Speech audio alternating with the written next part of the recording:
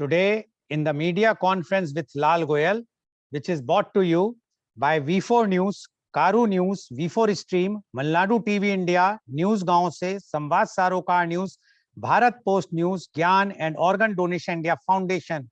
Our endeavor is to enlighten you with the current topic. And today's topic is not only current, but very, very relevant. The topic is remarriage, pros and cons.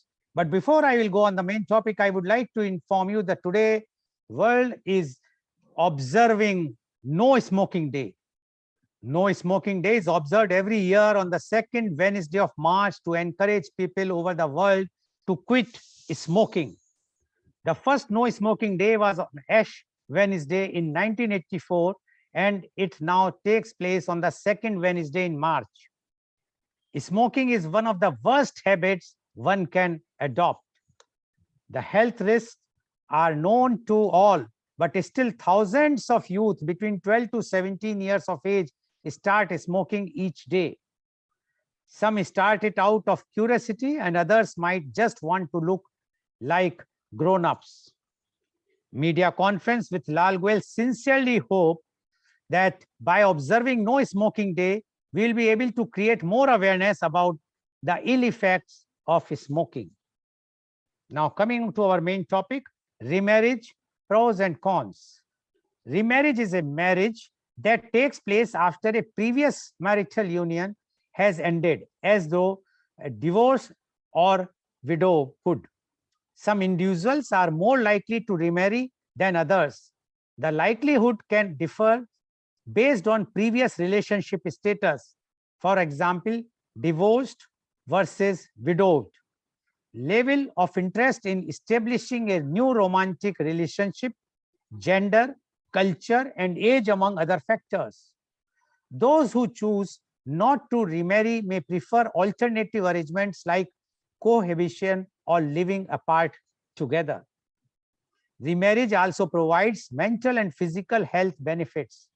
However, although remarried individuals tend to have better health than individuals who do not repartner, they still generally have worse health than individuals who have remained continuously married. Remarriage is addressed differently in various religions and denominations of those religions. Someone who repeatedly remarries is referred to as a serial wedder. Mr. Vivek Pawar, CEO of secondshadi.com, reveals that, I quote, on a daily basis, around 300 people register on our website, and the number is on a steady rise. The reason being that today our society is opening up to accept a divorce with a lot more cases. It is rising above the inhibitions it had attached with second marriages until even a few years ago. Even parents of a lot of divorcees contact us to get their kids remarried, unquote. Seconding his position, Mr. Vibhas Mehta, business head of Shadi.com, says, I quote, there has been a considerable increase in the number of divorcees registering on our website, which stands close to 12% as of now. Also, the age of a divorcee has decreased considerably. Today, a lot more people in their late 20s and early 30s are getting divorced. Such individuals want to start life afresh and remarry, and this shows the new face of a changing Indian society. Now, to discuss this very, very important point about the remarriage, pros and cons or benefits or and the challenges or the harms of remarriage, we have a very elite, knowledgeable, those who are authority in this subject, panelists are with us. I would like to invite my first panelist guest, and he is Dr. Rajiv Anand. Dr. Rajiv Anand is senior psychiatrist and marriage counselor. Dr. Rajiv Anand passed his MBBS in 1976 and did MD in psychiatry in 1980 from King's George Medical College, Lucknow. He opted to serve his country when it was very common to settle abroad for a brighter future. He has been serving society with his base in Mumbai. He has clients all over India as well as in many other countries. He was honored with Lifetime Achievement Award by AMA. He has conducted more than 3,000 workshops for different groups and companies with audience size of 10 to 800. His television program on various channels have been widely appreciated for his forthright and practical approach. He is leading in the field of mental and emotional well-being for 41 years. He was president of IMA for 2 times. He was interviewed in several talk shows domestically and internationally. Welcome, Dr. Rajiv Anand on our show. Dr. Rajiv Anand, today's topic is remarriage, pros and cons. And you being a senior psychiatrist and marriage counselor, I think no one can give the better views about the pros and cons. There are many agencies who are engaged for remarriage or marriage, but give the benefits or demerits or the pros and cons of remarriage. I think you are the best person to give us the details. So remarriage, pros and cons, Dr. Rajiv Anand, please. Thank you, Mr. Lal, for the introduction. Welcome, Jinal, Dr. Jinal, Siddharth Devan, and Sonal Gada Shah. Am I right in the pronunciation of the name and the surname? Welcome. In fact, आज हम कोशिश करेंगे कि हिंदी में बात की जाए. और क्यों हिंदी में बात की जाए? क्योंकि बात हो रही है रिश्तों के बारे में. और जब रिश्तों की वर्ड आता है, शब्द आता है, तो रिश्तों का मतलब दिल के रिश्ते होते हैं. शायद ही हमने कभी सुना होगा कि दिमाग के रिश्ते होते हैं, क्योंकि अगर रिश्ता है तो दिलों का होता है, नहीं तो नहीं होता. और ये बड़े दुर्भाग्य की बात है कि आज जिस विषय पर हम लोग बातचीत करने जा रहे हैं, वो हम पिछले 1 साल से ज्यादा समय से हम उसके बारे में उसकी प्रतीक्षा कर रहे थे कि कब समय आएगा, कब इस विषय पर बातचीत होगी. और हमें खुशी है कि आज मिस्टर लाल ने, एंकर पर्सन ने इस टॉपिक को लिया, क्योंकि ये विषय इतना ज्यादा महत्वपूर्ण होता जा रहा है, गंभीर होता जा रहा है, सामायिक होता जा रहा है, जिससे रेलिवेंट कहते हैं, टॉपिकल कहते हैं. क्योंकि जिस रिश्ते की बात हम कर रहे हैं, शादी, वो रिश्ता था हमारे दादा दादी, नाना नानी का, हमारे माता पिता का, हमारे जितने भी पूर्वज थे, वहां रिश्ता हुआ करता था. और जिसकी बात हम आज कर रहे हैं, वहां बिजनेस आ गया है. शायद अब से 40-50 साल पहले कोई सोच भी नहीं सकता था कि शादी.com होगा, secondmarriage.com होगा, so on so forth. अब रिश्ते में बिजनेस आ गया है. और ये बड़ी अजीब सी बात भी है, दिलचस्प बात भी है और दुर्भाग्य की बात भी है कि आज रिश्ता करने से पहले लड़की के माँ बाप और लड़के के माँ बाप बैठकर तय करते हैं तुम्हारी सैलरी कितनी है, तुम्हारे पास घर है कि नहीं है, तुम अकेले रहते हो कि तुम्हारे साथ, एक वर्ड जो मैंने सुना जो मुझे बड़ा प्रिय लगा, कि तुम्हारे साथ ओल्ड फर्नीचर भी है क्या. मुझे नहीं पता था 1 साल पहले इस ओल्ड फर्नीचर का कोई और मतलब भी है क्या, कि तुम्हारे साथ तुम्हारे पेरेंट्स भी रहते हैं क्या. अगर तुम्हारे पास ओल्ड फर्नीचर है तो हम शादी नहीं करेंगे अपनी लड़की की, कि हमारी लड़की को तो ओल्ड फर्नीचर पसंद नहीं है. और उसके एसेट्स की बात, उसकी इनकम की बात, उसके एफडी की बात, उसके फ्लैट का ओनरशिप का है कि रेंट पर है, सारी बातें बिजनेस की तरह की जाती हैं. और शायद काफी लोग कहेंगे कि इसमें गलत क्या है, हम अपनी लड़की की सुरक्षा को सोच रहे हैं. मगर साथ साथ ये भी है कि शादी शुरू होने से पहले ही counting, calculation, comparison, criticism, comments, ये सब शुरू हो जाता है. ये जो सब माइंड के मैटर हैं, ये सब माइंड के फंक्शन हैं, दिल के नहीं. क्योंकि जहां हम काउंटिंग कर रहे हैं, कैलकुलेशन कर रहे हैं, कंपैरिजन कर रहे हैं, कमेंट कर रहे हैं, क्रिटिसिज्म कर रहे हैं, क्रिटिसाइज कर रहे हैं, बस इतनी से लिए तुमने एमबीए किया, तुम्हें खाली 30,000 मिलते हैं, ऐसा कैसे हो सकता है. तो जहां हम हर चीज के लिए शुरू से कमेंट और क्रिटिसिज्म कर रहे हैं, और जब हम हर चीज को नाप तोल रहे हैं, वहां हम बिजनेस कर रहे हैं. दूसरे शब्द में कहा जाए तो शादी की शुरुआत ही एक बहुत कमजोर नींव पर हो रही है आजकल. हर लड़की, मैं लड़की से शुरू कर रहा हूँ क्योंकि मुझे 2 दिन पहले इंटरनेशनल वुमेन्स डे था, हम सब लोगों ने सेलिब्रेट किया. साल में एक बार लोग इंटरनेशनल वुमेन सेलिब्रेट करते हैं, अच्छा है, वेस्ट से नया कंसेप्ट आया है. भारत में तो पता है कि हम लोग पूरे साल के 365 दिन विमेंस डे सेलिब्रेट करते हैं. मिस्टर लाल और मैं उस जनरेशन को बिलोंग करते हैं जहां हम स्त्रियों की हमेशा सम्मान करते हैं. साल में एक बार उनको फूल या गुलदस्ता नहीं देते, हम साल भर सम्मान करते हैं, हमारी माँ थी, हमारी बहन है, हम सबका सम्मान करते हैं, अभी भी करते हैं। लेकिन जो नया कंसेप्ट शुरू हो रहा है कि वहां वो लड़कियां जो शादी में एंटर कर रही हैं, उनको सम्मान बाद में चाहिए। उनको पहले पता करना है कि हस्बैंड की इनकम क्या है, फ्लैट है कि नहीं है, कार है कि नहीं है, मुझे घुमाएगा कि नहीं घुमाएगा। तो वो शुरू ही करती हैं अपने हस्बैंड को नापने तोलने से। और डेली बेसिस पर ब्रॉडकास्ट होता है अपनी माँ को, और डेली बेसिस पर माँ की तरफ से हॉटलाइन रहती है, क्या हुआ, क्या खाना बना, क्या सब्जी बनी, कहाँ ले गया घुमाने, क्या नई ड्रेस लेकर आया, कितने पैसे खर्च कर रहा है, कितने नहीं कर रहा है, समझता क्या है अपने आप को, सुना देना उसको, तो मेरे बाप का घर है, मेरे बाप के घर में एक कमरा है मेरे लिए, वापस आ जाऊंगी। तो शुरू से एक कमजोर नींव पर मैरिज शुरू हो रही है, जहां लड़का, ऐसा नहीं है कि मैं उस हिसाब से बोल रहा हूँ, मैं एक निष्पक्ष हिसाब से बोल रहा हूँ, क्योंकि समाज में जो कुछ घटित हो रहा है दिन रात 24 घंटे 365 दिन, उसको कुछ नजदीक से दिखने का हमारा भी सौभाग्य होता है। जहाँ लड़का हमेशा एक एग्जामिनी की तरह है कि वो परीक्षा दे रहा है, और उसके ऊपर परीक्षक बैठे हैं, एग्जामिनर बैठे हैं, सास हैं, ससुर हैं, उनकी बेटी है, जो दिन रात देख रहे हैं कि तुम मेहनत नहीं करते, तुम ऑफिस लेट क्यों जाते हो, तुम सुबह क्यों नहीं जल्दी उठ जाते, तुम एक्स्ट्रा वर्क क्यों नहीं लेते, ओवर टाइम क्यों नहीं कर लेते, ज्यादा कमाओ, ज्यादा कमाओ, जल्दी से अपना फ्लैट हो, जल्दी से अपनी कार हो, फ्लैट है तो बड़ा फ्लैट हो, एक 1 BHK 2 BHK हो, छोटी कार से बड़ी कार हो, हम फॉरेन घूमने जाएं। तो ये एक नया ट्रेंड शुरू हो गया है, जहाँ शादी में ज्यादा और जल्दी, ज्यादा और जल्दी, जिसकी वजह से बहुत सारे केसेस में मैरिज की नींव को, मैरिज की जड़ को मजबूती नहीं होने दिया जाता, और पहली मैरिज में ही हम अपना वो सब कुछ नहीं दे पाते जो दिया जाना चाहिए।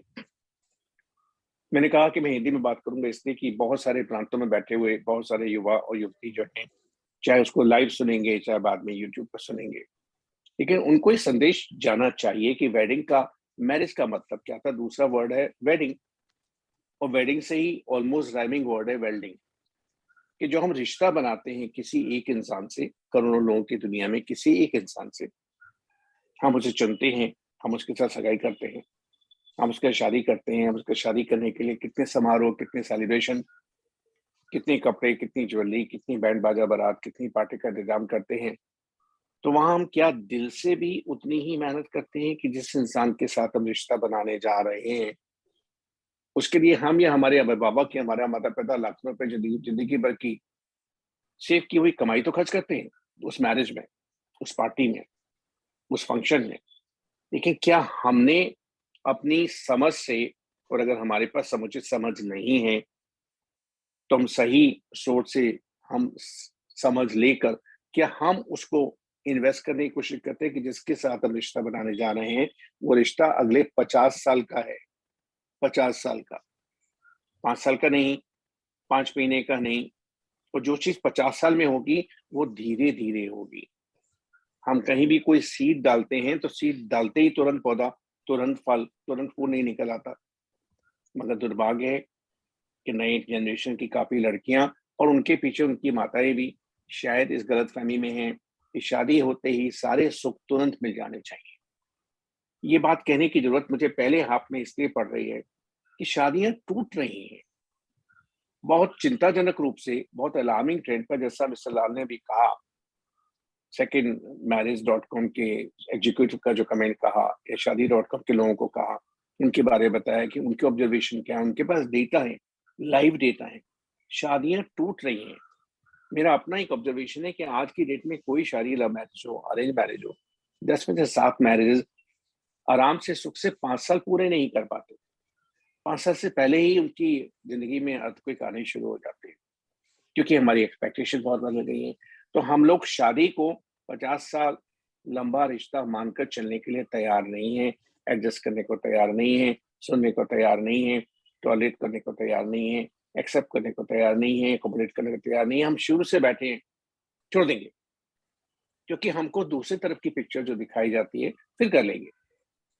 जैसा आई एम श्योर कि मिसेस दाद जो काफी कॉर्पोरेट सेक्टर में काम कर चुके हैं, उनकी ऑब्जर्वेशन, उनकी learning, I would like to hear from him. So with general, all three of them are in representing the younger generation, कि एक नया कंसेप्ट दिमाग में बैठ गया लोगों के।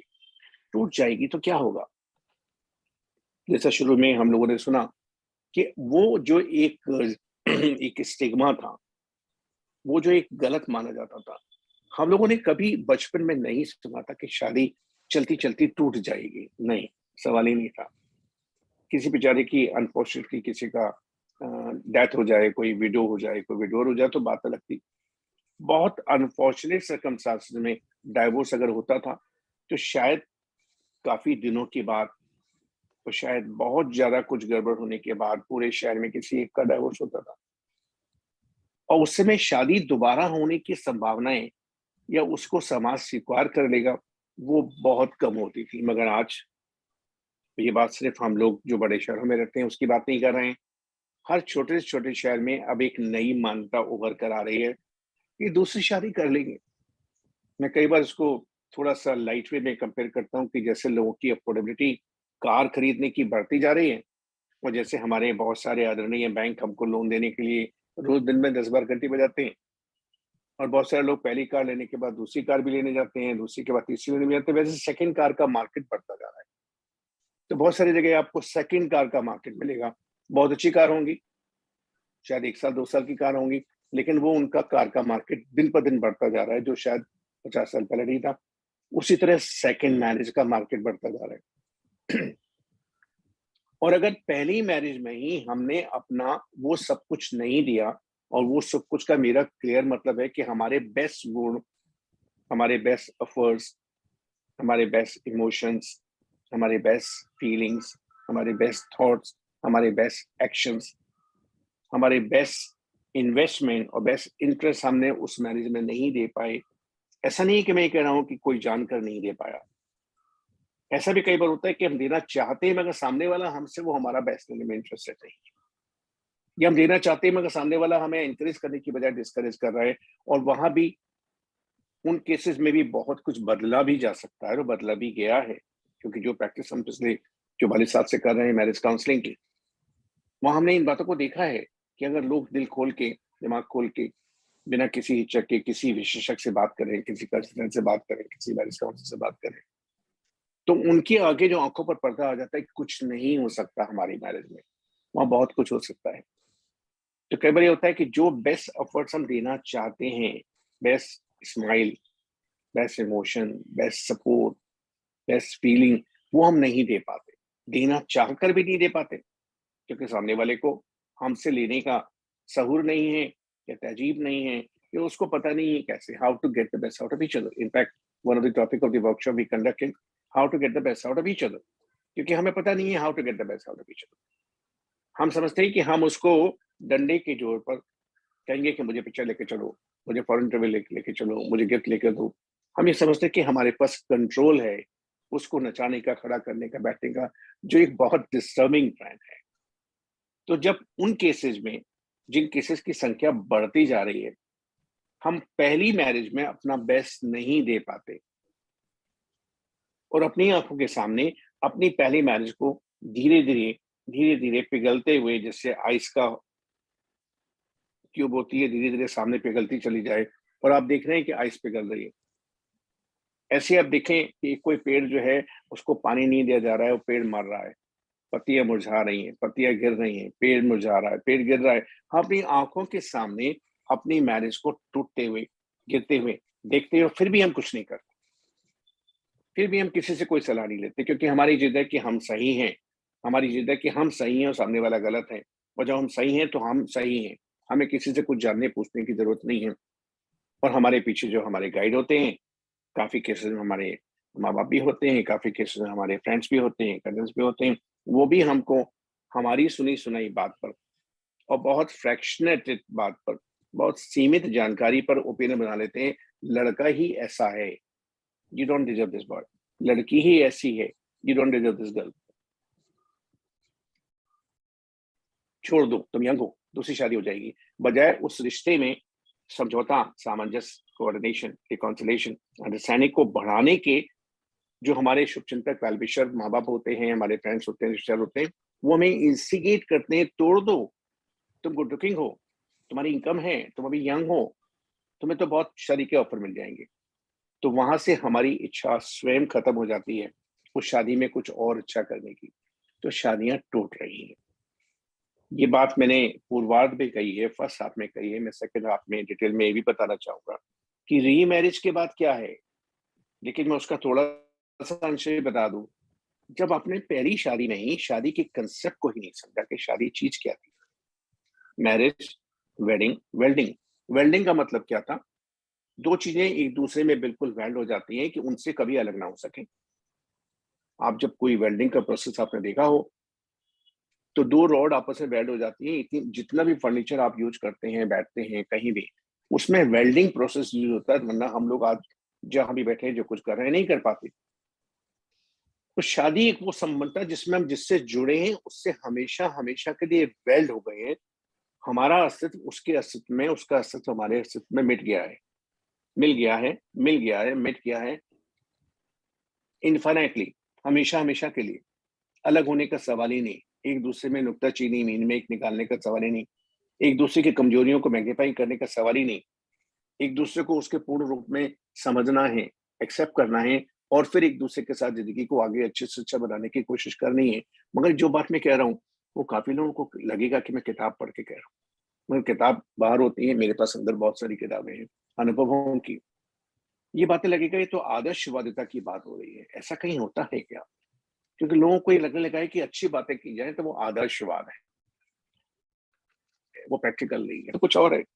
प्रैक्टिकल तो वाइफ हस्बैंड को गालियां सुनाती हैं, थप्पड़ मार देती है, चैलेंज भी करती हैं, कोर्ट में ले जाओ की धमकी भी देती हैं, माँ बाप को भी जेल करा दूंगी वो भी धमकी देती है। बहुत कुछ होता है जो हम और आप अच्छी तरह जानते हैं, सुनते हैं, पढ़ते हैं। और शायद जितना हम पढ़ते हैं, जानते, सुनते हैं, हकीकत में उससे ज्यादा होता है सोसाइटी में। सारी खबरें पेपर तक, सारी खबरें हमारे कानों तक नहीं पहुंच पाती। तो ये बात तो हमने अभी तक की है मैरिज के पहले की। मैरिज के बाद भी हम बात करेंगे, लेकिन हमारे जो बाकी तीन पैनलिस्ट हैं उनके पास काफी अनुभव का खजाना है, और वो तीनों यंग जनरेशन से हैं। हालांकि सब अपनी अपनी उम्र में मेच्योर हैं, यंग का मतलब है कि वो कोई 18 साल के नहीं है, मगर उन तीनों के पास 20-25 साल का एक्सपीरियंस है। तो हम पहले उनकी बात सुनेंगे, और फिर सेकेंड फेज में हम रीमैरिज के बाद उसके क्या प्रॉब्लम हो सकती हैं, या कैसे हम उन प्रॉब्लम को रोक सकते हैं ताकि सेकेंड मैरिज, सेकेंड के बाद थर्ड पर ना जाए, हम उसकी बात भी करेंगे सेकेंड राउंड में। Back to you mister Lal. Thank you very much, Dr. Anand, for giving your views. And Dr. Anand, in the first half, as he mentioned, explained about why the marriages are not successful in India.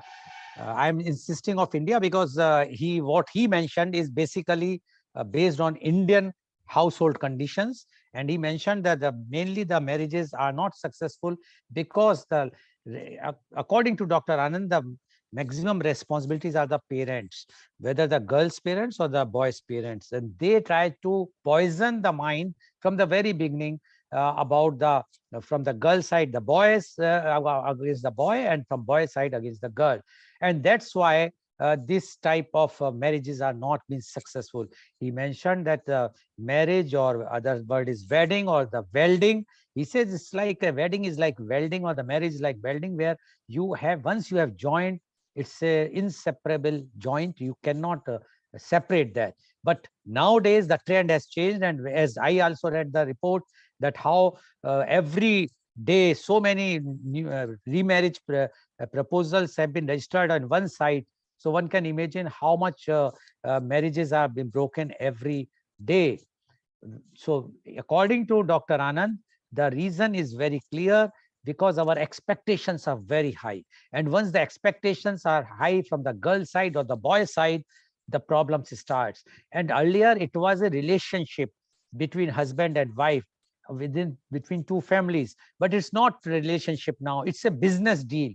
How much you are earning, what's your bank balance, etc., etc. So according to Dr. Anand, until unless we will not change our mindset, the marriages are not going to be successful as it was earlier 50-60 years ago. And if it will not be successful, then definitely then a question comes about the remarriage. But he says in the second phase he is going to talk about the remarriage, and it should not happen. It is not going to be remarriage. It can be third or fourth marriage. So one has to be understand why it is happening in the first time in the marriage. Then if in case if it is a remarriage, then it should not be repeated again and again.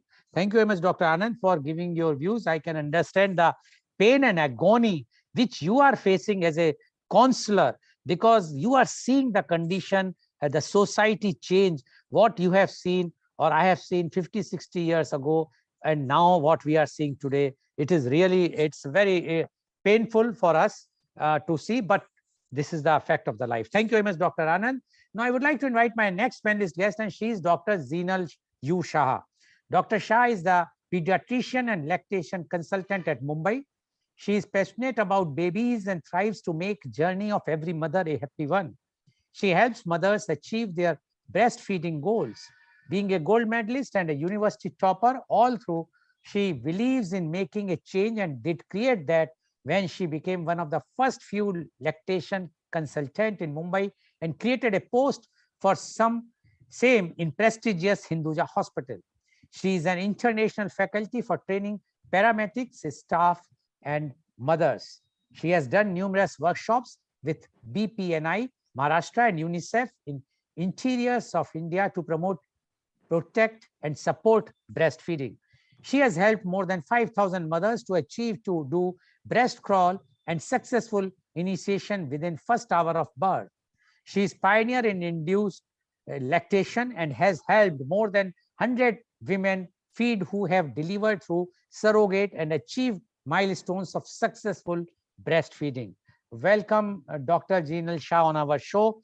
Dr. Zeenal, you have heard what Dr. Rajiv Anand mentioned. Although he says that he's keeping his views for the remarriage for the second half, and as we know that you have to go to attend the patients, so that's why he has limited his time. He wants to speak afterwards once because he wants to give the time to you.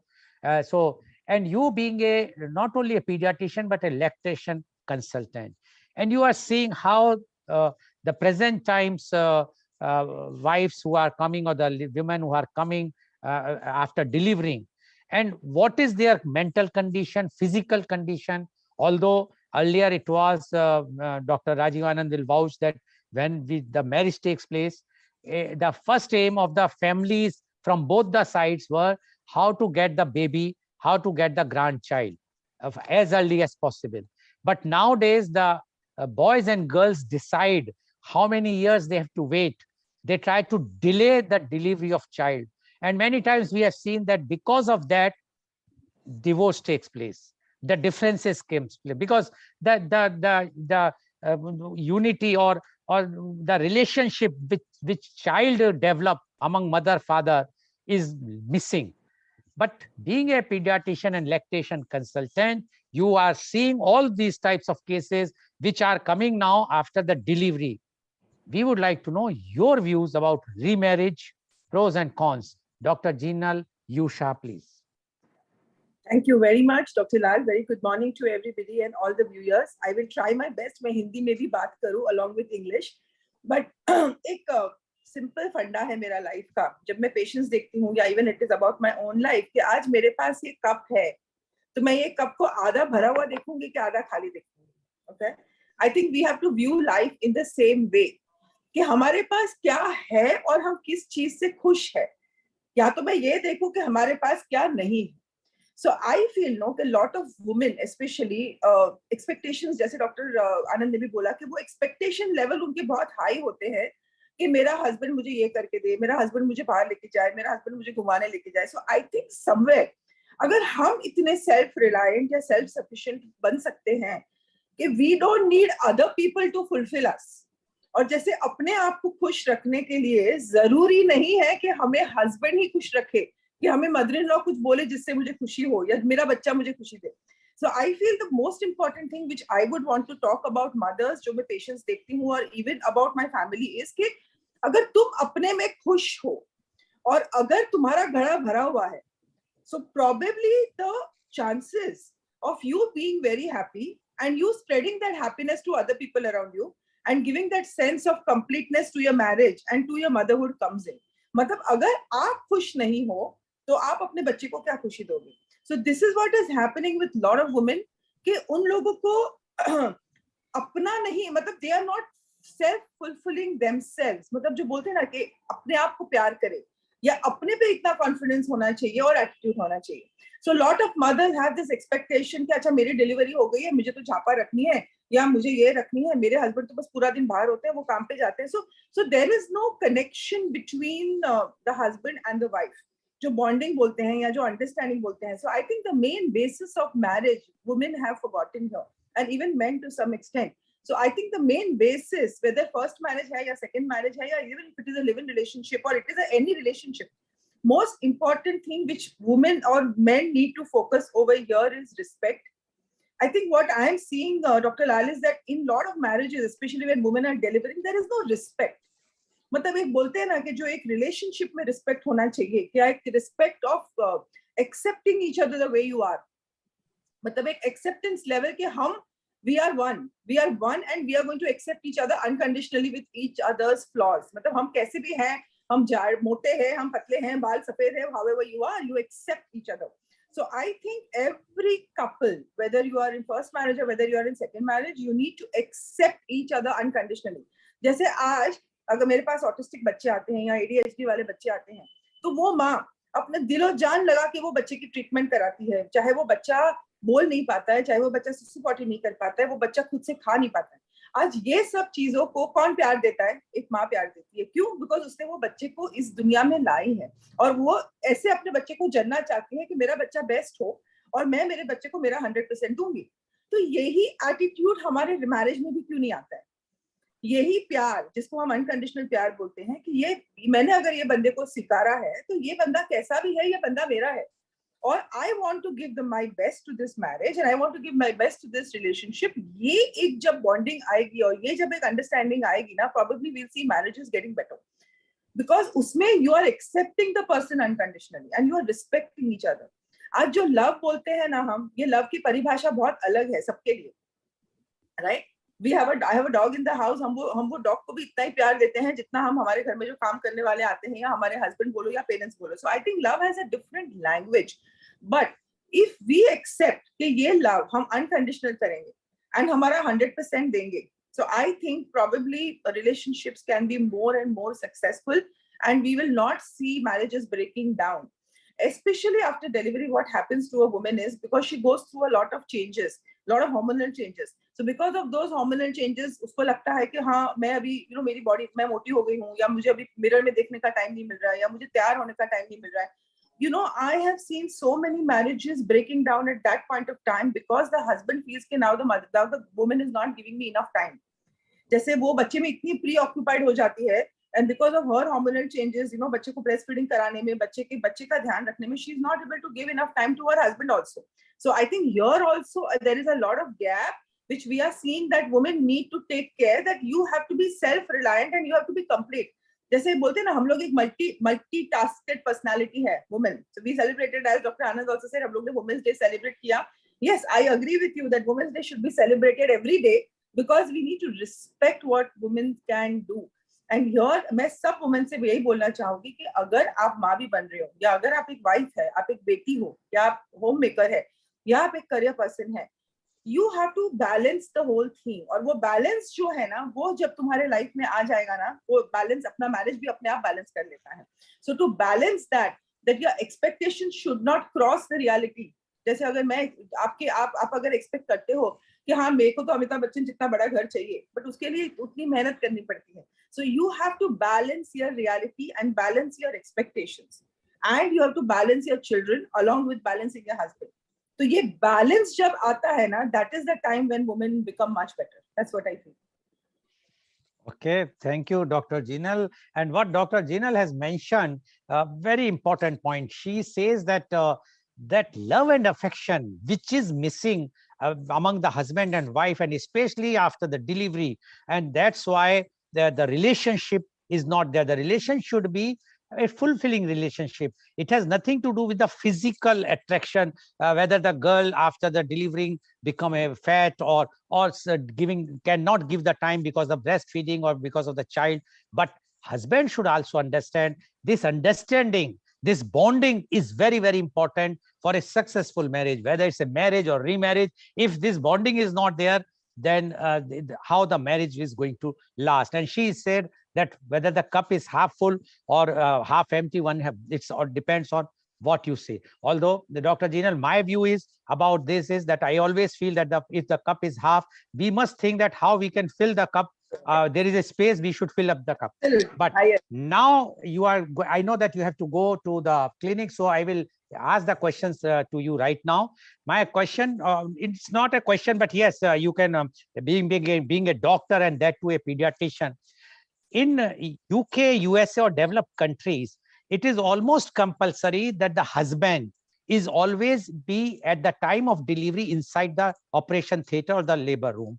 And he witnessed the pains, he witnessed the happiness of the child delivery, all the through, and he's involved in the entire process, which is not there in India.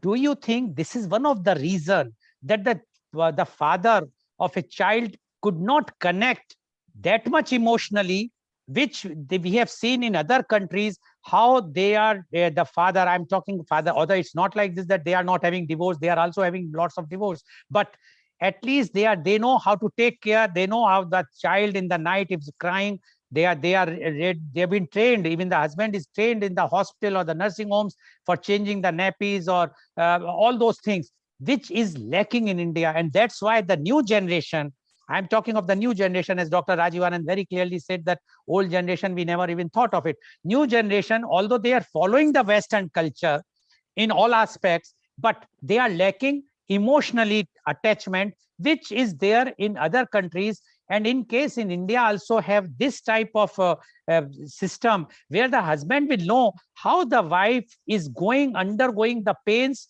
of the delivery, how the happiness when the child is delivered, that happiness, the pursuit to happiness, wife is feeling, husband should also feel, because he is witnessing the entire process. What you say about this? Because I asked this question yesterday in my International Women's Day, and earlier also to a doctor, and they says, no, our custom is different and we should not adopt it. But I have seen that husband, as you rightly said, if the child is there, the husband feels that no, she is not taking care of me, she has become fat, she is not the wife has to take care of the child. Husband is not taking care. I am talking of the most cases in India. They are not taking care of the child. They are not changing the nappies and other things. So in that case, what you say about this? So, Dr. Lal, I practice in an urban setup in Mumbai where I go to Juhu, Khar. Probably I do come across more of elite class also. So I am seeing the trend is changing in educated community, where a lot of fathers, because their relationship with their wives are so good. So I'm talking of where the bonding, that the husbands insist that they want to be present in the operation theater. They will hold the woman's wife while she is delivering and while she's going through pain. They give a lot of skin-to-skin contact with the baby. They take paternal leave. So I think the trend in the last 5 to 7 years, I am definitely seeing is changing. But yes, as you very correctly said, that this percentage is still very minor. We have still 80 to 90% of people who have not changed, where husbands don't even touch the babies. They are अपना काम कर रहे हैं, and mother वो माँ बिचारी पूरा दिन घर का भी काम कर रही है, बच्चे का भी दाद कर रही है, दूध भी पिला रही है, So 90%, yes, we still have a huge struggle and huge change to come in. But I think the younger generation is getting better because education level is getting better, exposure is getting better. Social media has definitely helped us a lot, and channels like जो आप कर रहे हो काम, हम कर रहे हैं काम. So we are trying to change the mindset of people. We are trying to bring in the change that no, a father has to play an equal responsibility in taking care of the baby, whether it is changing the diaper. So मैं मेरे antenatal classes में क्या बोलती हूँ कि what fathers can do is, fathers can do the massage of the baby and give the baby a bath. Because आज तुम massage वाली बाई को बाहर से बुलाओगे, and in COVID we all have realized that we don't want outside people coming into the house.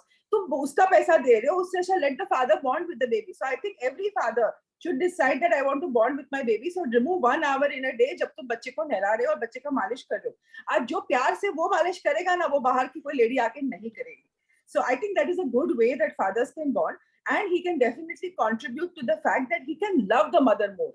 Because if the mother feels appreciated, and if she feels loved, she will give more 200% to the relationship of her marriage and to her child. आज मुझे अगर प्यार ही नहीं मिल रहा है तो मैं सामने क्या दूंगी? So it's a give and take relationship. So I feel the bonding, the understanding decides how that whole journey goes through. So my request to all the mothers who have delivered and all the couples who are going to be new parents is that You have to see to it that the love and understanding is mutual, and आप अपनी responsibility share करो, rather than going into that fact कि मुझे झापा रखनी है, मुझे by रखनी है. नहीं, why? It's your baby. तुमको क्यों बाहर वाला कोई चाहिए तुम्हारा बच्चा संभालने के लिए? You divide the responsibilities with love and happiness, and everything will go on in a very, very right way. So I think everything in life is about communication.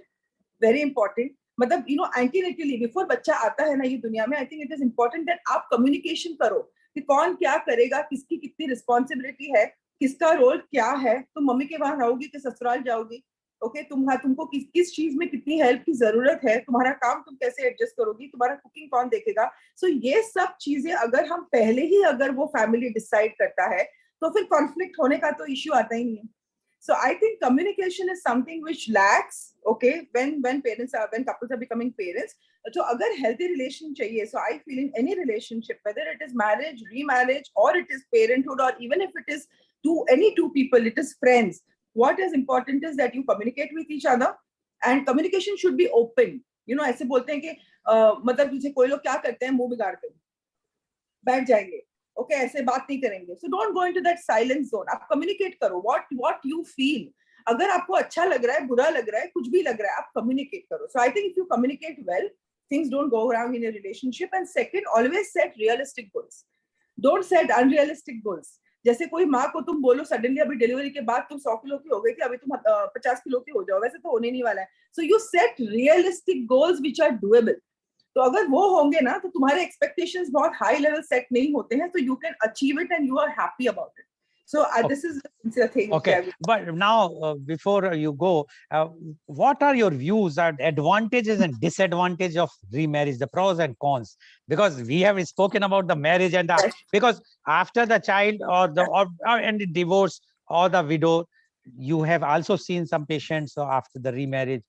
What are their advantages and disadvantages? So to be very honest with you, Dr. Lal, I would like to share my personal experience because I have been remarried, and I think Dr. Anand is aware of it.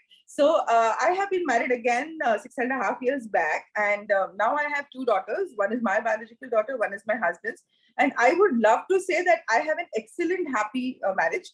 Now, I think what is very important in a marriage is that, जैसे second marriage है, हमको अपने reliability पे work करना है, that how much you rely on each other and you communicate. जैसे मैंने communication के बारे में बात किया, you communicate कि what are the expectations from each other, okay, and where you want to reach in life, and you set common goals. So I think about talking about goals, and very, very important, trusting each other. I think remarriage there are more problems because research has proved that the chances of second marriage failing is always higher than the first marriage. I think in US the statistics say that 60% of second marriage fails.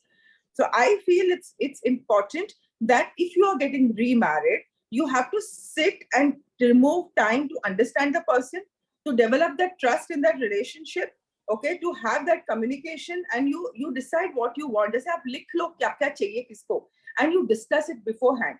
And I have feel that in most of the marriages, what I'm seeing with my patients, that finance and children, these are the 2 main issues because of which issues are more. So अगर ये दोनों चीज आप पहले से clarify कर लेते हो कि हाँ, these are the things with children or these are the things with our finances. जैसे I have one more patient who herself was very well settled and her husband was also very well settled, and both of them had children.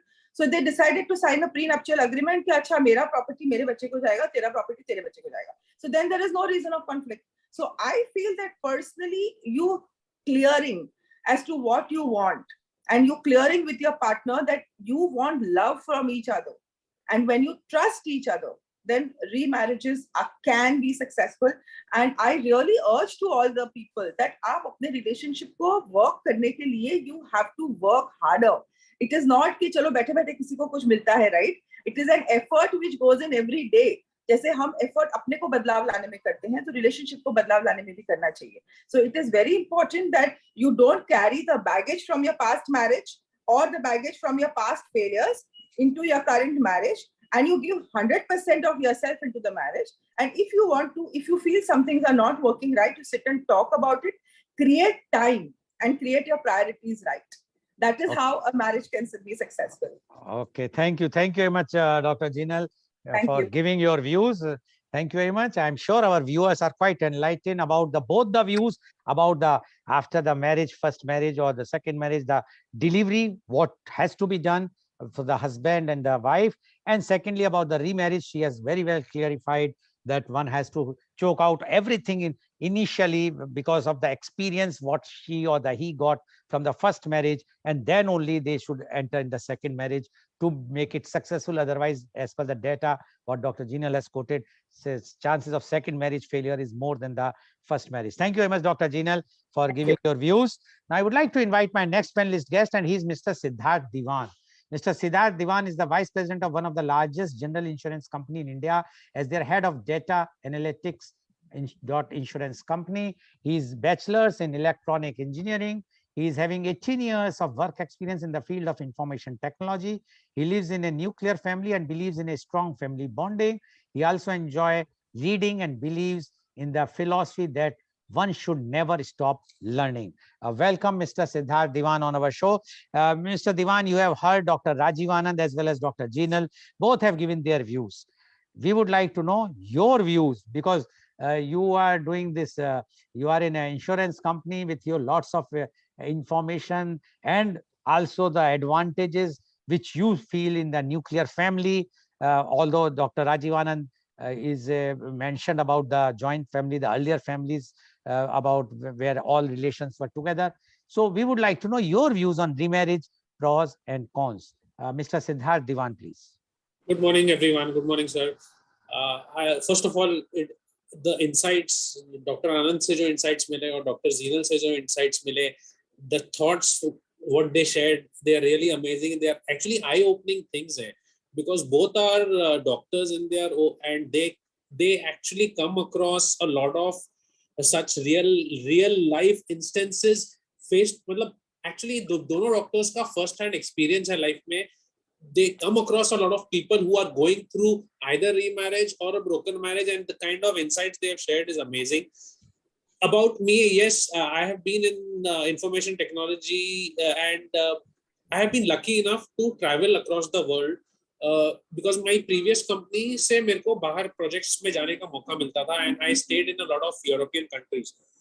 The current trend, Dr. Rajiv Anand ने जैसे बताया, आज एक trend है, और it's an alarming trend जहाँ marriages are breaking down very fast. Within first 5 years or first 7 years, बहुत सारी शादियां टूट रही हैं. In whatever I have seen across the world, this is not only in India. ये European countries में, North American countries में भी हो रहा है. In fact, मैं स्विट्जरलैंड में था और मैंने वहाँ पे किसी वहीं का लोकल कंसल्टेंट से जब मैं बात कर रहा था, he was my colleague there. He told me Switzerland में, अभी I don't know how far these numbers are true. He told me Switzerland में the rate of divorce is 50%.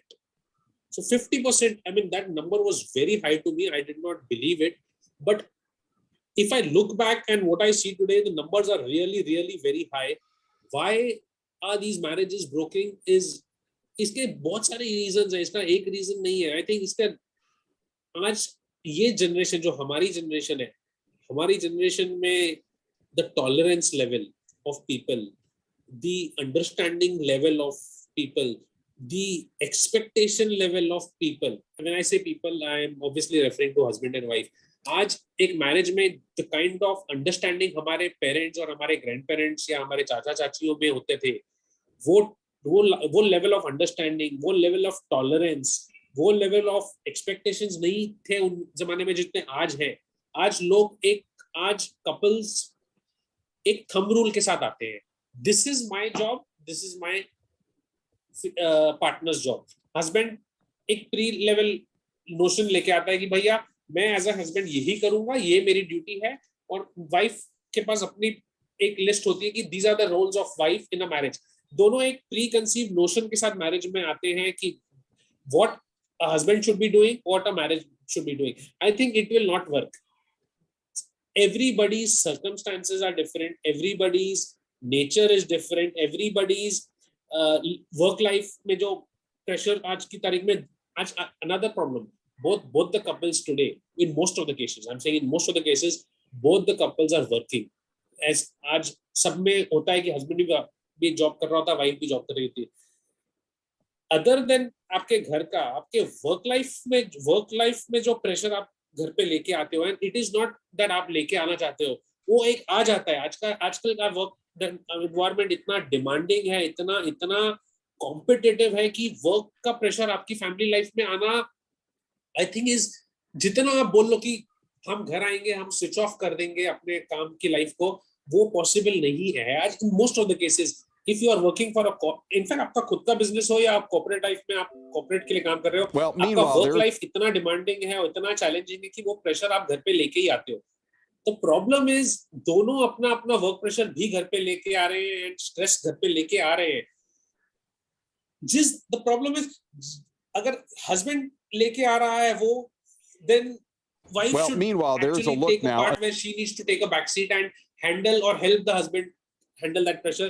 Similarly, husband also should be equally supportive and understanding कि अगर wife अपने personal, अपने office के life में कोई problems लेके घर पे आ रही है, कोई स्ट्रेस है ऑफिस में, कोई प्रॉब्लम है, कलीग्स के साथ कोई प्रॉब्लम हुई है या टारगेट्स नहीं मीट कर पा रही है, अगर वो अपने प्रॉब्लम्स घर पे लेके आ रही है, the husband also needs to be equally supportive. What he expects his wife to be supported. So both of them actually need to support each other when the stress of your work life comes into your life.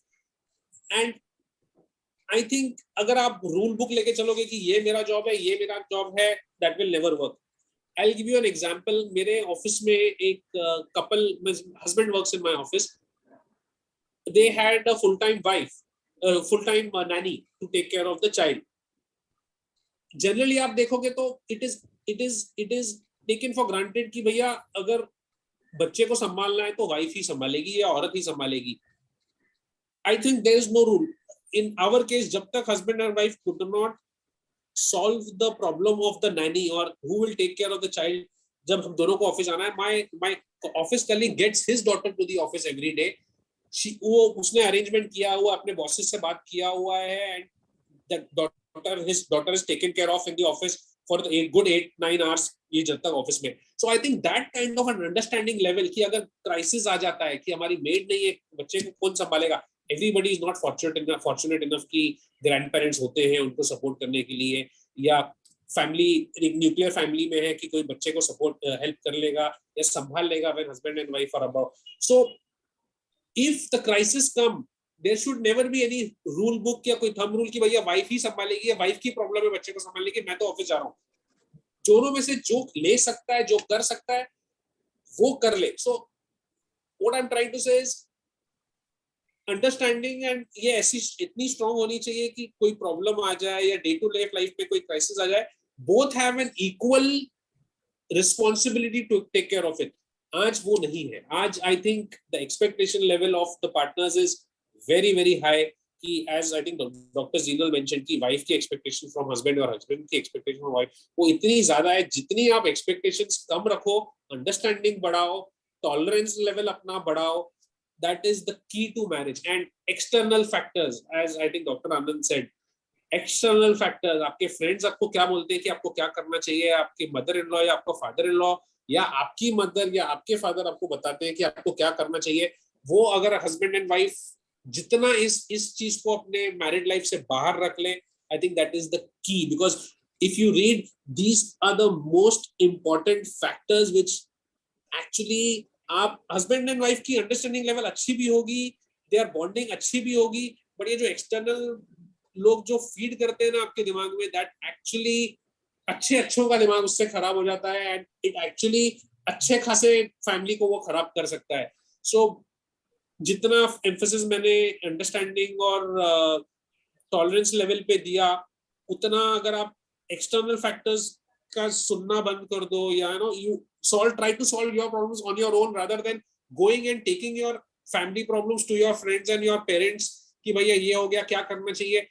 I think that should be a strictly no in your married life. You should talk it to your spouse कि क्या हमको, how do we solve it.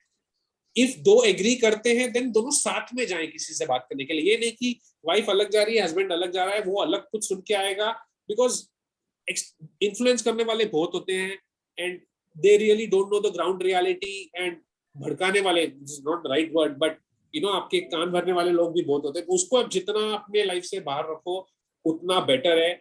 Another reason what I feel, आज जो लोग जो separation जो ज्यादा हो रहे हैं ना, लोगों में फाइनेंशियल इंडिपेंडेंस, दोनों में इतनी फाइनेंशियल इंडिपेंडेंस ज्यादा हो गई है ना कि they don't think too much. पहले वो नहीं था. तो पहले I think एक generation पहले when people were going through a rough patch या problems आती थी, उनके पास उतनी options नहीं थे to move out. आज के जमाने में वो options हैं. Parents are welcoming to take their children back. That is a problematic area. Financial independence भी दोनों partners में आ जाती है, तो I can manage on my own. I don't need him or I don't need her. That issue was also started coming in, जो पहले नहीं होता था. Third thing, लोगों को लग गया है कि आज की तारीख में एक टैबू नहीं है, तो मैं अगर सेपरेट हो भी जाता हूँ या मेरा डिवोर्स हो भी जाता है, इट्स नॉट अ टैबू. ये बहुत बार हो रहा है, ये सबके साथ हो रहा है, तो मेरे साथ भी हो गया तो क्या प्रॉब्लम है? I can live happily. So ये आज ये जो ट्रेंड है ना, आई थिंक जो लोग social media also actually plays a wrong influence on people, because people come to know कि भैया लोग सर्वाइव कर रहे हैं, लोग सर्वाइव कर सकते हैं, people are happy. So even if you are separating and you are actually going through something else, आप बाहर सोशल मीडिया में कुछ और ही दिखाते हो. This is how I am very happy, I am leading a fantastic life. So people get that impression कि भैया he's divorced, he's separated. मैं उसको देख के I'm thinking यार ये तो he's very happy, so I will also be happy. So I think social media को भी you should know how to utilize your social media to your advantages and disadvantages. So many factors I feel are in today's world responsible for this alarming or rate in which our separation जो हो रहे हैं, इसके reasons बहुत सारे हैं, and I think people should be aware of what is good for you, what is not, whom you should consult, whom should not. Those are the things. Okay, thank you, Mr. Siddharth Diwan, for giving your views. And basically, Mr. Diwan has mentioned why the separations are taking place, why the divorce is taking place, the tolerance. He says the first is the tolerance and expectations, and the external factors like listening from friends or parents-in-laws. All those factors, if we keep separately and discuss mutually, the husband and wife, then these types of mishap or divorce will not take place. That is one of the reason, according to Mr. Siddharth, is the reason. Now my question, because Mr. Siddharth has also leave for a meeting. Mr. Siddharth, don't you think the main reason is the upbringing? Whether the boy or the girl, if the upbringing of a child is perfect, if the child has seen the parents, the grandparents of the family, how they behave with each other, if the same upbringing was given to the boy and similar type of upbringing, if you recall, I'm sure you will not, but Dr. Rajiv Anand knows that initially at our time or before our time, they used to see the 7 generations of a family before the marriage. Those who are not shadi.com, but at that time, this pundits and those fellows, because they just see, is there anyone has gone out, has done something wrong, or all those things. So don't you think the upbringing is very important? Because today, as you are talking about nuclear family, today what you are doing, and your child is always a very, very keen observer. You need not to teach. And if the child is observing today, and if he or she sees the discord between parents, definitely in future, when he or she will grow up, the same thing will happen. What do you say about this, Mr. Siddharth Diwan? Upbringing definitely plays a very, very important role. I would say it plays a major role in your life, and it's not only in your married life, in how you adapt to any situation, how do you deal with any situation, whether it's work, whether it is office, whether it's friends, whether it's your आपको event पे हो, how you actually react to situations, how you behave, how you talk, how you respect each other. Those qualities definitely come handy when you've got a very good upbringing, because obviously जो आपने देखा है अपने बचपन से वही आप you think that this is the right way because आपके parents ने वो किया है, and that is how you do it. But marriage में I think upbringing से ज़्यादा ना extra, there are many other factors.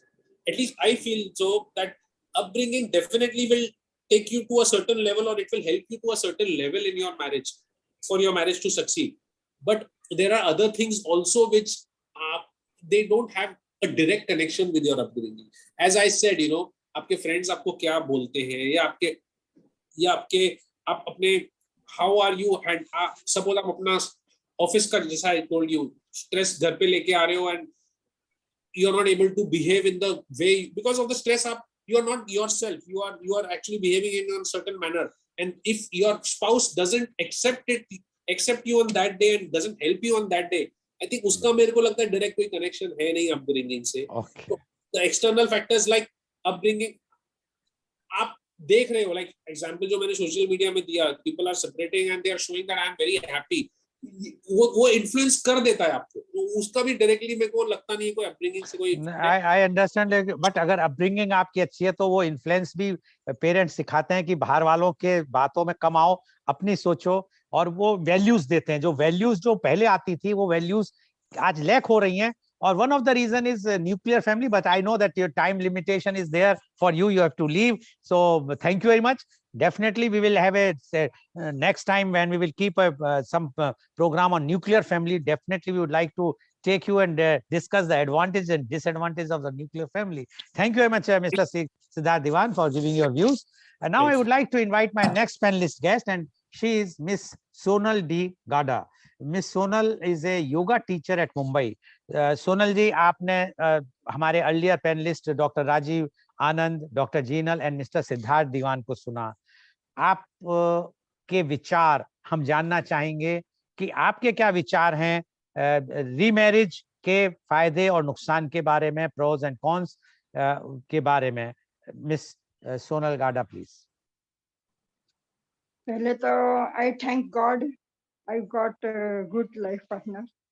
और रीमैरिज के बारे में बोलना चाहूंगी कि बेनिफिट है अगर अपन एक दूसरे को समझ सकते हैं, एक दूसरे के साथ अच्छा टाइम एक्सपेक्ट कर सकते हैं, एक दूसरे के साथ बैठ के बातें कर सकते हैं, एक दूसरे के साथ बैठ के एक कप चाय पी सकते हैं, क्योंकि अकेलापन बहुत कठिन है और अगले की आगे की लाइफ निकालनी भी बहुत कठिन है. एक कोई लाइफ पार्टनर तो चाहिए ही अपन को.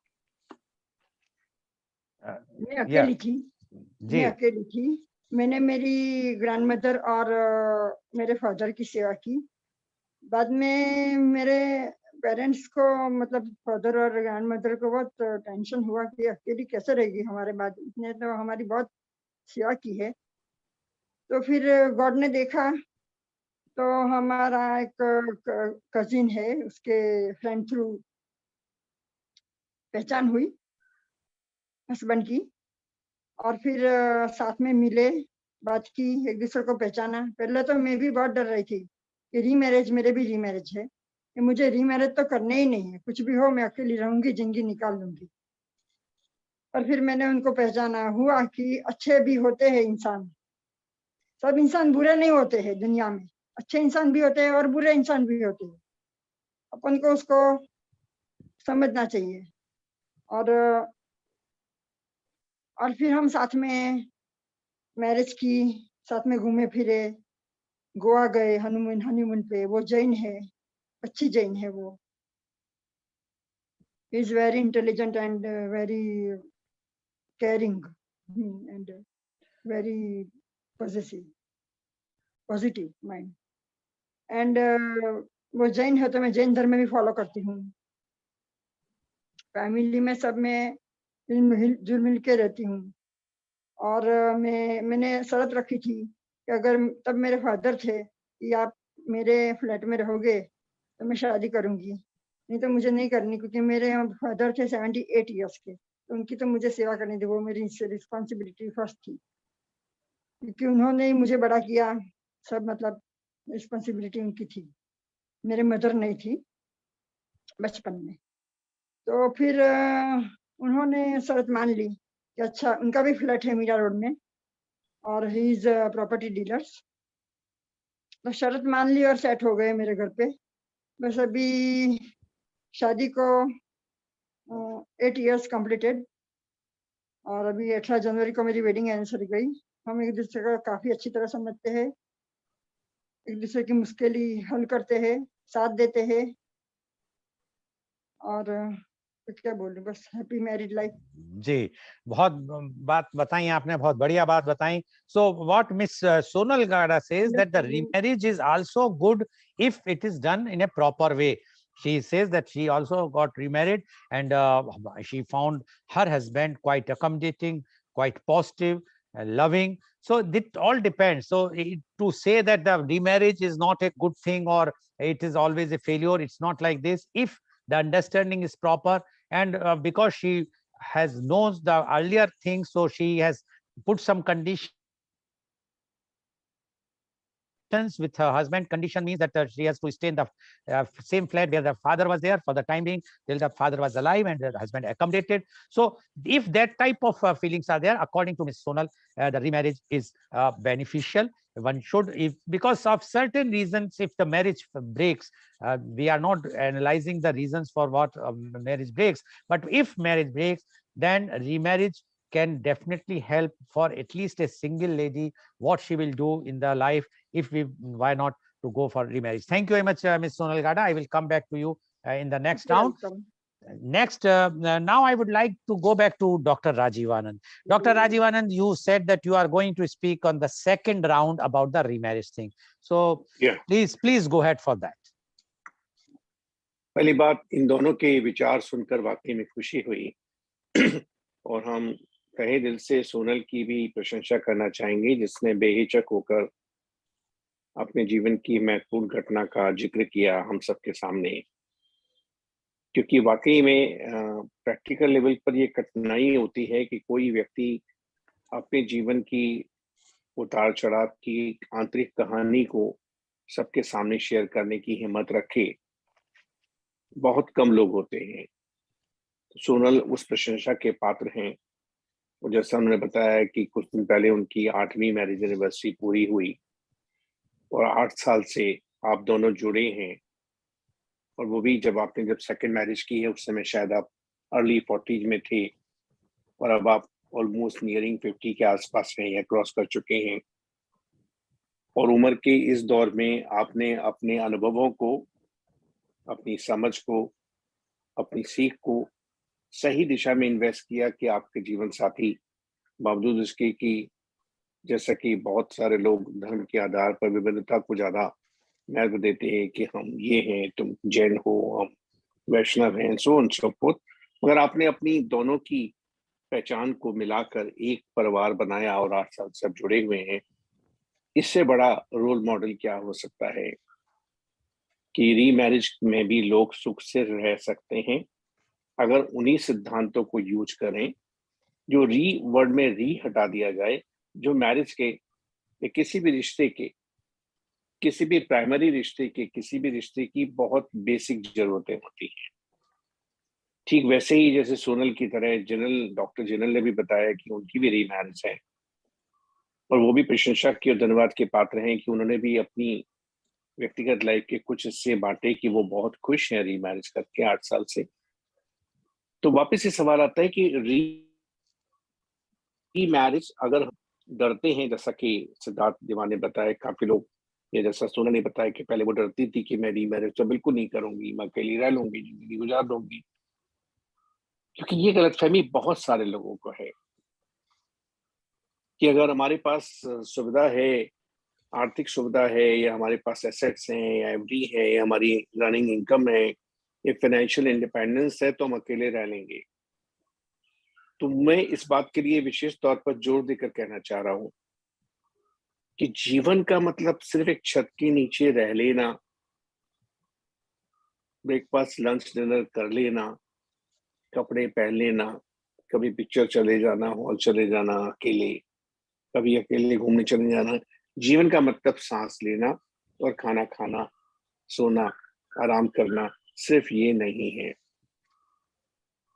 जीवन का सही मतलब है जब हम जीवन के हर क्षण को, जीवन के हर पल को, जीवन में होने वाले हर घटनाओं को, जीवन में होने वाले हर अनुभव को हम किसी के साथ आंतरिक तौर पर शेयर कर पाए, ज्यादा से ज्यादा शेयर कर पाए, किसी एक व्यक्ति के साथ जिससे हमें शेयर करने में कोई हिचक, कोई हमारे मन में रुकावट ना हो, दोबारा सोचना ना पड़े कि ये बात इनसे कहें या ना कहे। वो शेयर कर पाने की क्षमता और शेयर कर पाने की स्वतंत्रता जितनी ज्यादा से ज्यादा उपलब्ध होगी हमें, हम उतने जीवन से भरे होंगे। और जितना हम शेयर नहीं कर पाएंगे, संकुचित रहेंगे यानी कॉन्ट्रैक्टेड रहेंगे, हम रोकेंगे यानी कि बंधेंगे यानी बंधे रहेंगे यानी घुटते रहेंगे, उतना हम जीवन से भी उतना लाइफलेस हो जाएंगे। तो जो बहुत सारी लड़कियों को, चाहे वो 20s में हैं चाहे वो 30s में हैं, एक बड़ी गलतफहमी है कि अगर हम एक्स अमाउंट ऑफ मनी कमाते हैं अपनी सैलरी से, या एक्स अमाउंट ऑफ मनी हमारे फादर ने हमको बैंक में दिया हुआ है, या हमारे मदर फादर हमको संभाल लेंगे, उन सब के लिए एक बहुत छोटा सा लेकिन बहुत महत्वपूर्ण मीनिंगफुल संदेश ये है कि आप जी तो लेंगे, सांस भी ले लेंगे, खाना भी खा लेंगे, टीवी भी देख लेंगे, सो भी लेंगे, कपड़े भी पहन लेंगे, लेकिन आप लाइफलेस होंगे, क्योंकि आप अपने जीवन की हर घटना को, हर अनुभव को, हर उतार चढ़ाव को, हर दुख सुख को किसी के साथ जब तक शेयर नहीं कर पाएंगे।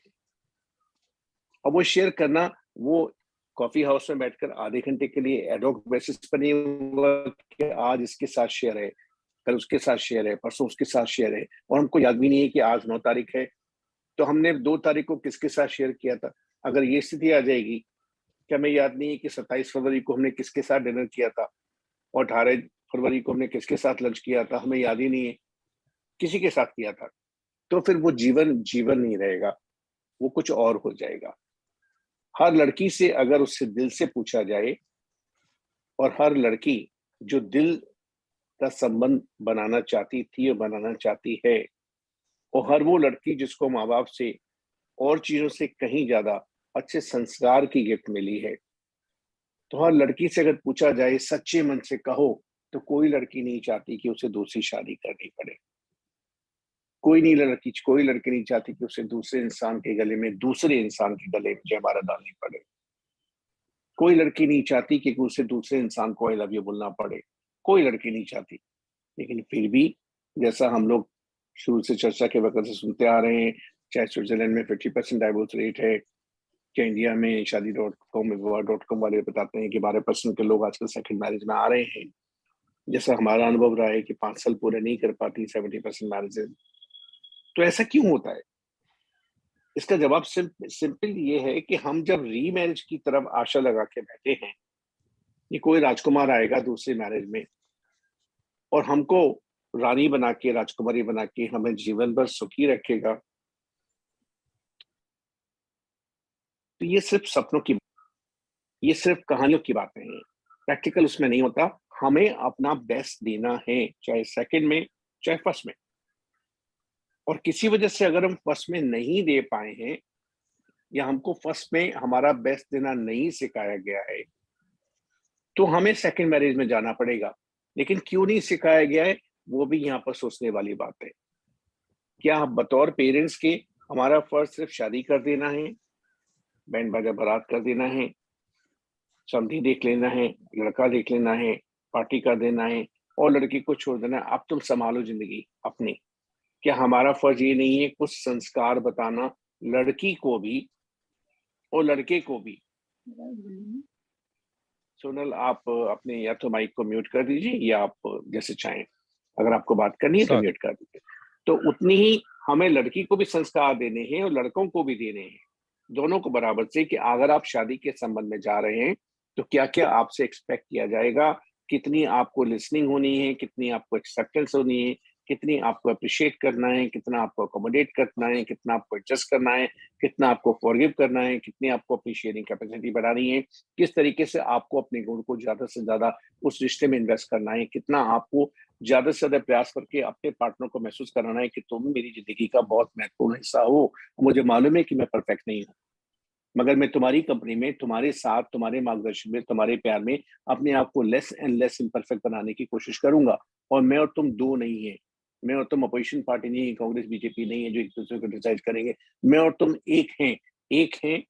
हम अनेक थे शादी के पहले, अनेक मतलब अनेक, एक नहीं थे, दो थे, अनेक थे, मगर शादी के बाद हम एक हो गए हैं और हम एक रहेंगे जीवन भर, जीवन की आखिरी सांस तक हम एक रहेंगे। वो कमिटमेंट, वो वायदा, वो अंदर से मन से उस बात का संकल्प, वो लड़कों को भी लड़कियों को हर दिन बताने का जरूरत है कि वो हर तरीके से बताएं कि I care for you and I love you, and I would continue caring for you, continue loving you whole of my life till my last breath, irrespective of you may have this and you may have that.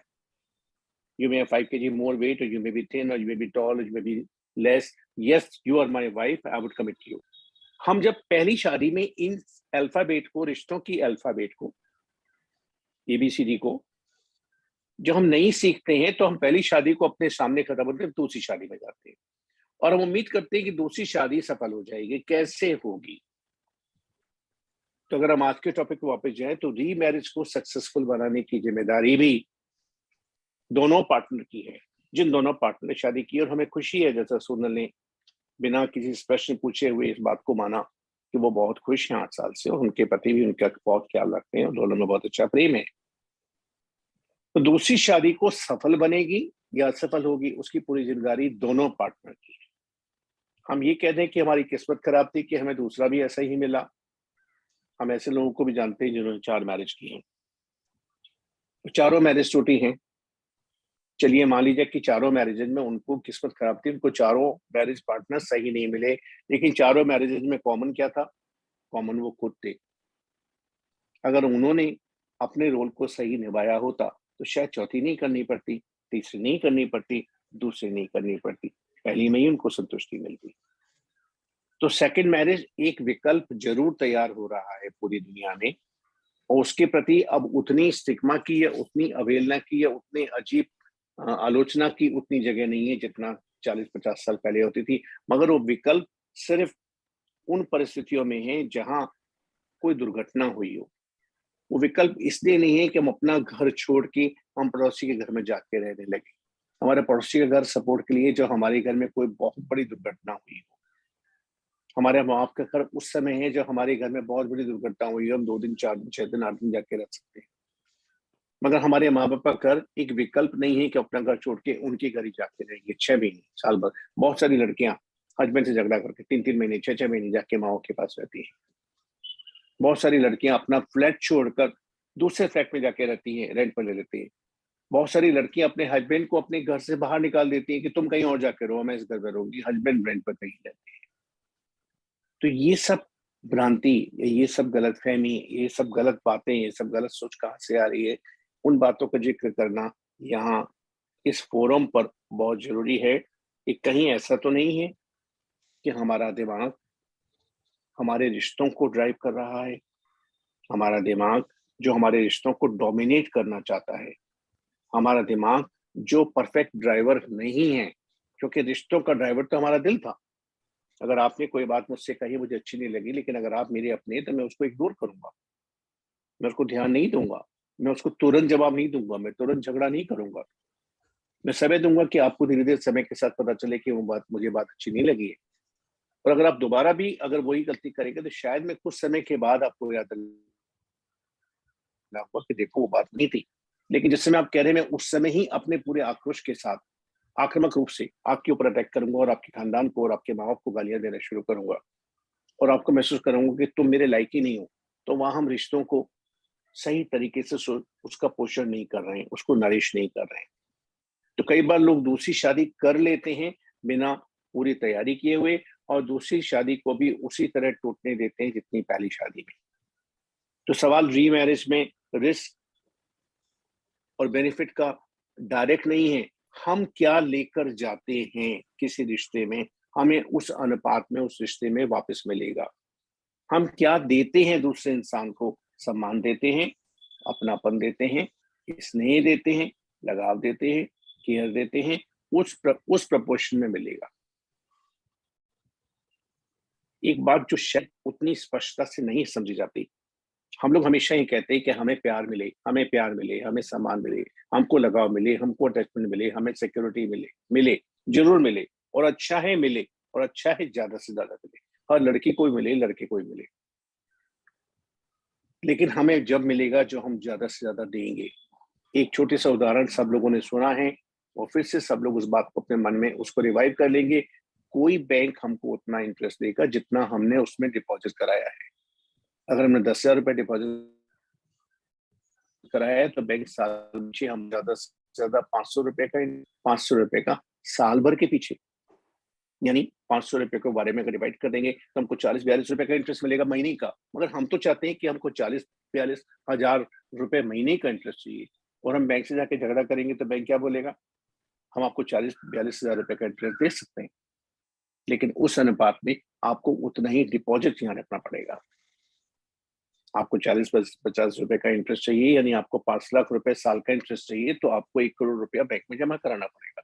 Bank बोलेगा मैं आपका भाई नहीं, मैं आपका father नहीं, भले ही आप मेरे बेटे हैं, भले ही आप मेरे भाई हैं, मगर जो लॉ है, जो कानून है, जो भारत सरकार का है, या जो विश्व के जो भी पावर उनका है, हम कितना देंगे उस अनुपात में हमें मिलेगा।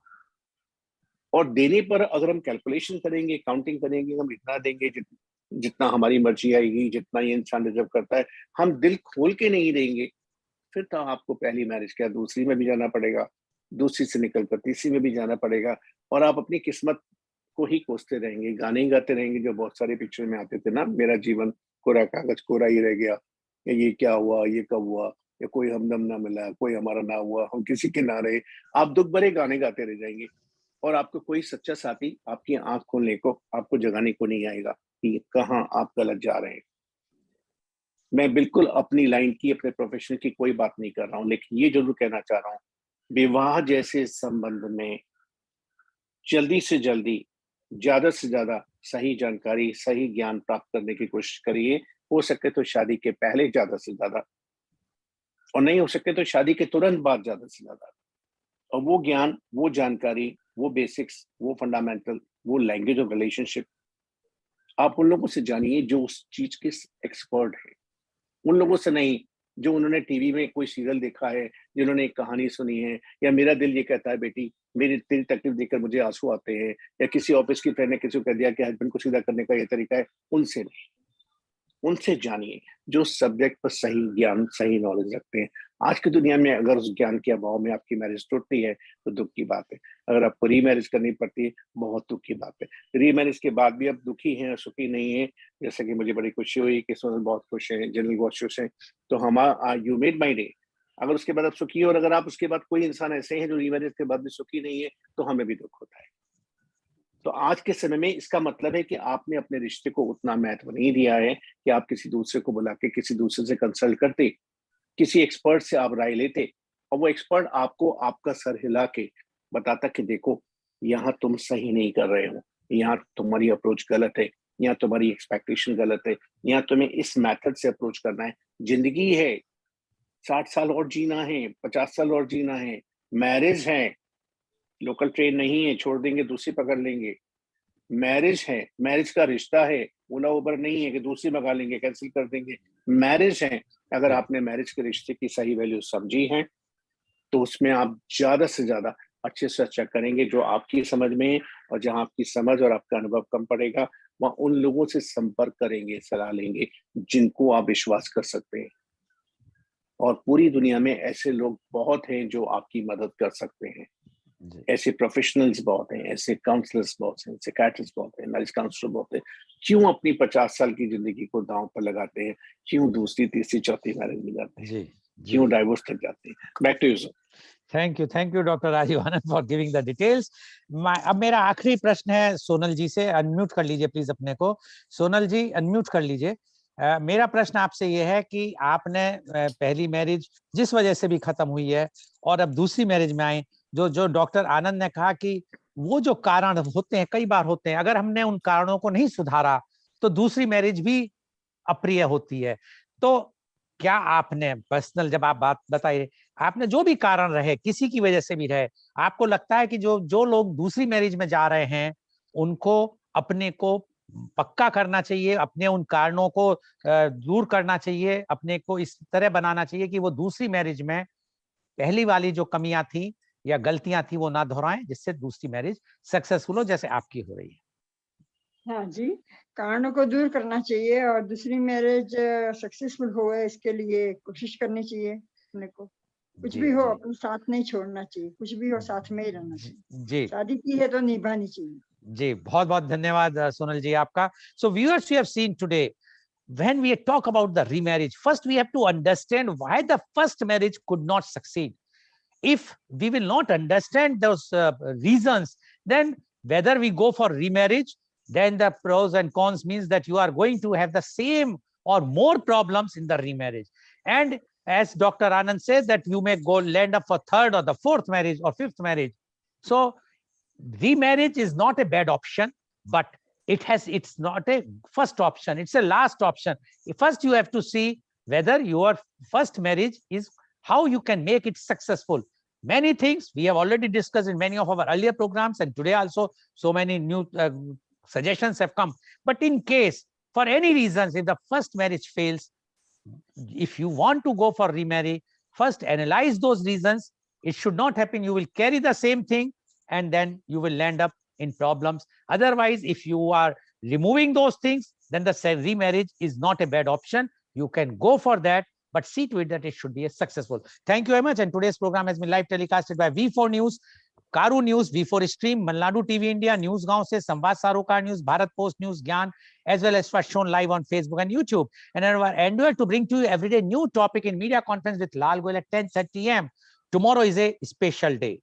A special day means tomorrow is a World Kidney Day. And we are going to have a program, a special program on World Kidney Day. And our panelists are Dr. S. Vasudevan, Chairman, IMA, that is Indian Medical Association, Organ Donation, as well as he is the professor and head of the department, Urology, Government Medical College, Thiruvananthapuram. Professor Dr. Sunil Shroff, Managing Trustee, Mohan Foundation, Chennai. Dr. Prashant Malla, Medical Director, Professor and Head of the Department, Urology, Andrology, Renal Transplantation and Robotic Surgery, AJ Hospital and Research Center, Mangalore, and Miss Sunaina Singh, CEO, Organ India, New Delhi. So please tune in tomorrow for media conference with Lal Goel at 10:30 a.m. Thank you very much, Dr. Rajiv Anand. Thank you very much, Ms. Sonal Gada. And thank you, our earlier panelists, Dr. Zinal and Mr. I have forgotten. Siddharth Diwan. Mr. Siddharth Diwan. Sorry. So thank you all, and thank you all the viewers. I am sure today's program is quite enlightening. As our panelists very, very clearly said, and especially the expert Dr. Anand, try to make your first marriage successful. In case for any reason, first marriage is not successful, don't try to go for the remarriage with the same baggage because of the reason the first marriage fails. Analyze the thing, consult the experts, discuss with them, try to clear the things, then only go for remarriage, then only your remarriage will be a successful. Otherwise, you will have the same problem what you have faced in the first marriage. So thank you very much, viewers, for watching our show. Thank you very much.